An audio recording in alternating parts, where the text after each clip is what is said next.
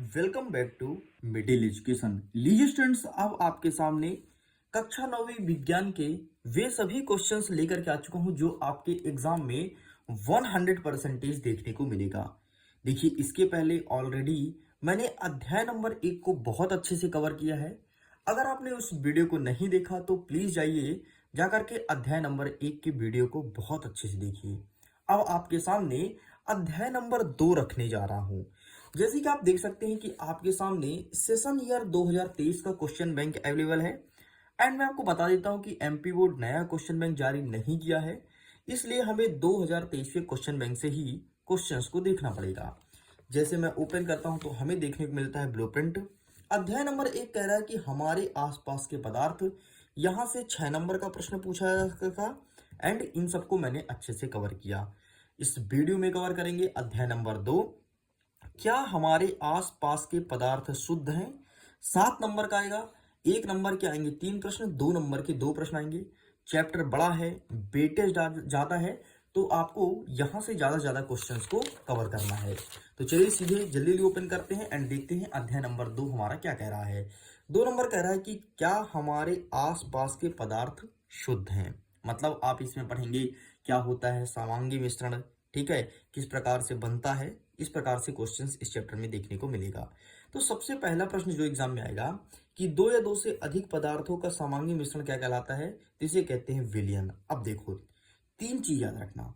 सबसे पहले विलयन, विलेय और विलायक। ठीक है, मैंने 3 वर्ड बोला, विलयन, विलेय और विलायक।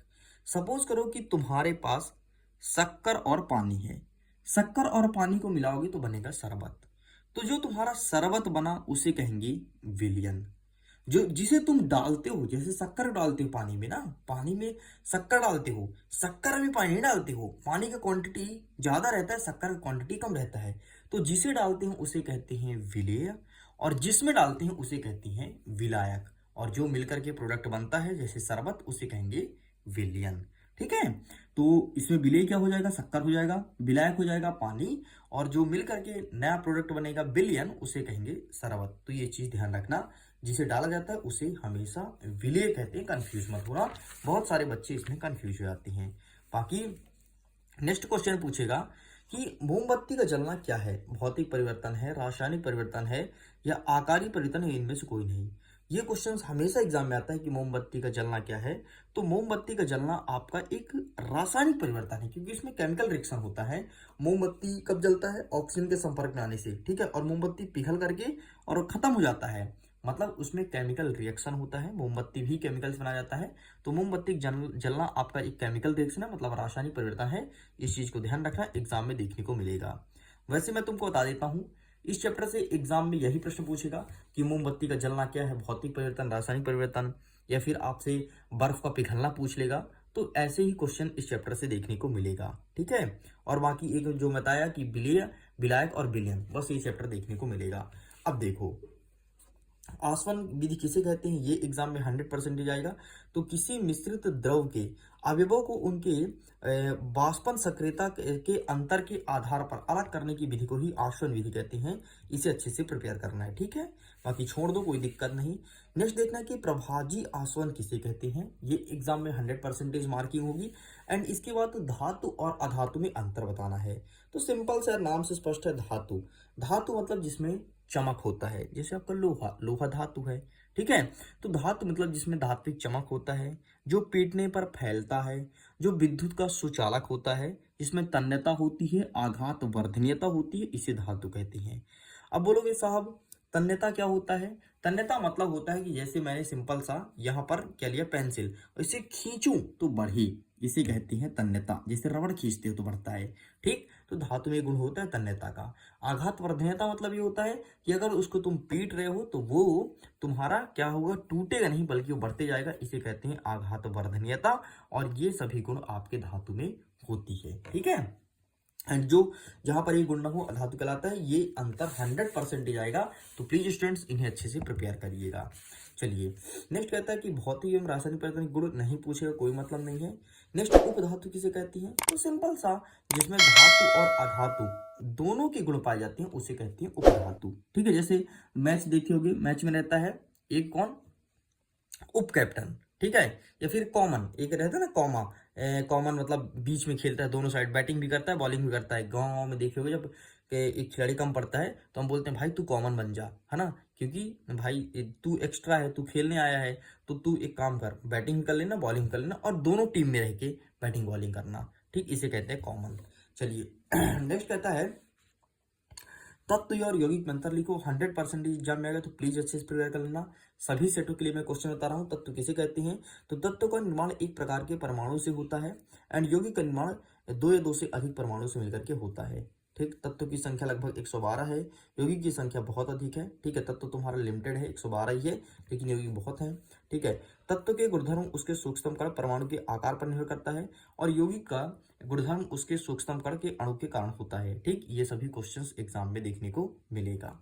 चलिए स्किप करते ही नेक्स्ट कहता है कि मिश्रण और यौगिक में अंतर बताइए। ठीक है, तो सिंपल सा यौगिक केवल मिश्रण बनाने के लिए मिलते हैं किंतु किसी नए यौगिक का निर्माण नहीं करते हैं। ठीक है, और ये यौगिक मिश्रण में अंतर अच्छे से कर लेना, एग्जाम में आ रहा है। ठीक, तो इस प्रकार से भाई साहब यहां से आपको यौगिक मिश्रण कंप्लीट करना है। मिश्र धातु किसे कहते हैं? तो सिंपल सा दो या दो से अधिक धातुओं के समांगी मिश्रण को मिश्र धातु कहते हैं। मतलब कई सारे धातु को मिला दो एक साथ, उसे कहेंगे मिश्र धातु। बस इतना यहां से आपको प्रिपेयर करना था। 2 नंबर के हिसाब से सभी सेटों के लिए क्वेश्चंस बता दिया हूं। अब कुछ क्वेश्चंस और आप देख लो, मतलब गिना चुना क्वेश्चन है, ज्यादा कोई क्वेश्चन नहीं है, इन्हें भी अच्छे से प्रिपेयर करना है। ठीक है, जैसे कहता है कि क्रोमेटोग्राफी के 2 अनुप्रयोग बताइए। तो सिंपल सा डाई के रंगों के पृथक्करण में या प्राकृतिक रंगों के रंजकों को पृथक करने में। ठीक, ये दोनों आपको देखना है। धातु के गुणधर्म क्या है? ये आपके पिछले साल पूछा गया था। तो धातु के गुणधर्म ये चमकीले होते हैं, ये ताप और विद्युत के सुचालक होते हैं। बस इतना आपको प्रिपेयर करना है। चलिए बाकी छोड़ दो, कोई दिक्कत नहीं। नेक्स्ट कहता है कि समांगी मिश्रण और विषमांगी मिश्रण, ये बहुत सारे सेटों में आ रहे हैं। तो वह मिश्रण जिसका संगठन सभी जगह समान हो उसे कहते हैं समांगी मिश्रण, और जिसका संगठन सभी जगह अलग अलग हो उसे कहते हैं विषमांगी मिश्रण। ठीक है, इतना प्रिपेयर करना है। इसके बाद आपको आना है टिंडल प्रभाव क्या होता है। तो सिंपल सा टिंडल प्रभाव का अच्छा एग्जाम्पल तुम देखे होगे, अगर तुम कच्चा घर देखोगे खपड़ा वाला, तो खपड़े वाले घर में क्या होता है कि मकान के अंदर जब सूर्य के प्रकाश एकदम स्ट्रेट होती है, सीधी होती है, तो जो खपड़ा होता है ना, खपड़ा से अंदर आपके कमरे के अंदर एक प्रकाश आती है, प्रकाश किरणें, और उसके तरफ चारों तरफ छोटे छोटे कण घूमते रहते हैं। इसी को कहते हैं टिंडल प्रभाव। और मानो ऐसा लगता है कि हमारे कमरे में बहुत डस्ट है और डस्ट कारण हम सांस नहीं ले पाते वहां पर। ठीक है, मतलब इतनी नग्न चीजें तक हमें हमारे आंखों में दिखाई देती है। ठीक, तो यह टिंडल प्रभाव कहलाता है। बाकी यहाँ पर देख लो, जब किसी कोलाइड कण प्रकाश की किरण गिरती है तो यह किरण को फैला देता है, यह घटना टिंडल प्रभाव कहलाता है। उदाहरण के लिए जब कमरे के एक छोटे से छिद्र से प्रकाश किरणें आती है तो कमरे के चारों तरफ धूल कण और कार्बन के कण उस किरण मार्ग में आते हैं और प्रकाश को फैला देते हैं। बस इतना आपको देखना था, जो कि मैंने अभी आपको समझाया है। चलिए आगे बढ़ते हैं। समांगी और विषमांगी मिश्रण, तो इसे भी देख लेना। ठीक है, सिंपल सा वह मिश्रण जिसका संगठक सभी जगह समान होता है उसे समांगी कहते हैं, और जो अलग अलग होता है उसे कहते हैं विषमांगी। बस इतना आपके एग्जाम में देखने को मिलेगा। और जाते जाते अंतिम प्रश्न देख लीजिए कि ऊर्ध्वपातन किसे कहते हैं। तो मैंने पहले ही बताया था कि ठोस का डायरेक्टली अगर कन्वर्ट होता है आपके गैस में, इसे कहते हैं ऊर्ध्वपातन। बस स्टूडेंट्स, तो इस प्रकार से मैं सेट नंबर ए से लेकर के और एफ तक के सभी क्वेश्चंस को कंप्लीट कर दिया हूं। उम्मीद करता हूं वीडियो काफी पसंद आया होगा। वीडियो पसंद आए तो वीडियो को लाइक करिए, अपने दोस्तों के साथ शेयर कीजिएगा। 4 सेटों का मॉडल क्वेश्चन पेपर तैयार हो चुका है, लिंक डिस्क्रिप्शन बॉक्स में है, जाकर के पीडीएफ को डाउनलोड कर लीजिए। ओके, जल्द ही मिलते हैं अध्याय नंबर 3 साथ। यहाँ के सभी क्वेश्चंस को कवर करेंगे और ऐसी आसान भाषा में समझने का प्रयास करेंगे। वीडियो कैसा लगा कमेंट सेक्शन में जरूर लिखिएगा। Okay, bye bye.